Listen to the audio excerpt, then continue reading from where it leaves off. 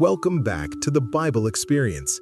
Today we're looking at Numbers chapter 5, a powerful chapter that deals with maintaining the purity of the community and the importance of restoration. Let's dive into how these ancient laws still speak to our integrity and relationships today. The Lord spoke to Moses, saying, "Command the people of Israel that they put out of the camp everyone who is leprous or has a discharge and everyone who is unclean through contact with the dead. You shall put out both male and female, putting them outside the camp, that they may not defile their camp, in the midst of which I dwell." And the people of Israel did so, and put them outside the camp. As the Lord said to Moses, so the people of Israel did. Confession and restitution. And the Lord spoke to Moses, saying, "Speak to the people of Israel. When a man or woman commits any of the sins that people commit by breaking faith with the Lord, and that person realizes his guilt, he shall confess his sin that he has committed, and he shall make full restitution for his wrong, adding a fifth to it and giving it to him to whom he did the wrong.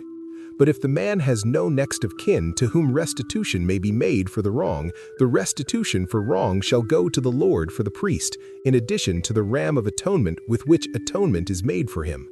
And every contribution, all the holy donations of the people of Israel which they bring to the priest, shall be his. Each one shall keep his holy donations. Whatever anyone gives to the priest shall be his." A test for adultery. And the Lord spoke to Moses, saying, "Speak to the people of Israel. If any man's wife goes astray and breaks faith with him, if a man lies with her sexually and it is hidden from the eyes of her husband, and she is undetected though she has defiled herself, and there is no witness against her, since she was not taken in the act, and if the spirit of jealousy comes over him and he is jealous of his wife who has defiled herself, or if the spirit of jealousy comes over him and he is jealous of his wife, though she has not defiled herself, then the man shall bring his wife to the priest and bring the offering required of her, a tenth of an ephah of barley flour. He shall pour no oil on it and put no frankincense on it, for it is a grain offering of jealousy, a grain offering of remembrance, bringing iniquity to remembrance. And the priest shall bring her near and set her before the Lord. And the priest shall take holy water in an earthenware vessel, and take some of the dust that is on the floor of the tabernacle, and put it into the water. And the priest shall set the woman before the Lord, and unbind the hair of the woman's head, and place in her hands the grain offering of remembrance, which is the grain offering of jealousy. And in his hand the priest shall have the water of bitterness that brings the curse. Then the priest shall make her take an oath, saying, "If no man has lain with you, and if you have not turned aside to uncleanness while you were under your husband's authority, be free from this water of bitterness that brings the curse. But if you have gone astray, though you are under your husband's authority, and if you have defiled yourself, and some man other than your husband has lain with you, then let the priest make the woman take the oath of the curse, and say to the woman, 'The Lord make you a curse and an oath among your people, when the Lord makes your thigh fall away and your body swell.' May this water that brings the curse pass into your bowels and make your womb swell and your thigh fall away." And the woman shall say, "Amen, Amen." Then the priest shall write these curses in a book and wash them off into the water of bitterness.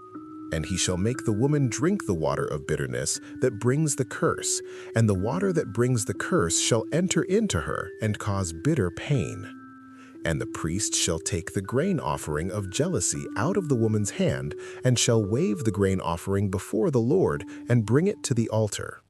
And the priest shall take a handful of the grain offering as its memorial portion, and burn it on the altar, and afterward shall make the woman drink the water. And when he has made her drink the water, then if she has defiled herself and has broken faith with her husband, the water that brings the curse shall enter into her and cause bitter pain, and her womb shall swell, and her thigh shall fall away, and the woman shall become a curse among her people. But if the woman has not defiled herself and is clean, then she shall be free and shall conceive children. This is the law in cases of jealousy, when a wife, though under her husband's authority, goes astray and defiles herself, or when the spirit of jealousy comes over a man and he is jealous of his wife. Then he shall set the woman before the Lord, and the priest shall carry out for her all this law. The man shall be free from iniquity, but the woman shall bear her iniquity. Thank you for walking through Numbers chapter 5 with us. From the laws of restitution to the tests of faithfulness, we see a God who deeply cares about the holiness of his people. Numbers 5 focuses on the internal purity of the Israelite camp, emphasizing that the presence of God requires both ritual and relational integrity. It begins by mandating the quarantine of those who are ritually unclean to protect the sanctity of the camp.